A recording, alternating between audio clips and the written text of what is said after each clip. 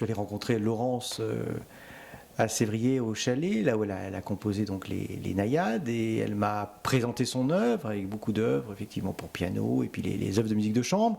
Et j'ai tout de suite été séduit par son écriture, et est née de là l'envie de proposer un concert à Chambéry au conservatoire, et voilà, de présenter ses œuvres, et certaines œuvres qui ont été donc créées ce jour-là, donc le 9 mars dernier à la Cité des Arts, à l'auditorium du conservatoire de Chambéry. Donc nous avons effectivement beaucoup travaillé avec Lydie Guérin, les naïades, cette œuvre pour flûte et piano. C'est une musique très, très riche. On rentre dans un univers magique où l'eau est bien évidemment très présente, hein, cet élément liquide, comme généralement dans la musique impressionniste.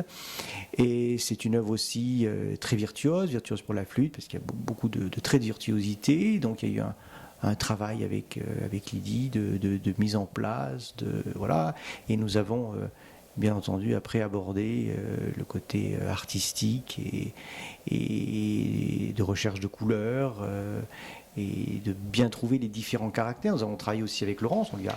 Après l'avoir monté, on a fait une première lecture à Laurence qui nous a effectivement guidés dans ce travail. Ça a été un moment très enrichissant. On découvre un nouvel univers musical. Donc effectivement, ce qui est intéressant, c'est la suite de différents caractères qui peuvent même apparaître comme ça très rapidement, et voir se superposer entre la flûte et le piano. Il y a beaucoup de tendresse dans cette musique, de délicatesse, il y a beaucoup de fluidité, c'est une musique très spontanée, et puis il y a des moments très, très gais qu'on peut effectivement traiter par le staccato du piano. Voilà, il y a une joie qui aussi est très présente.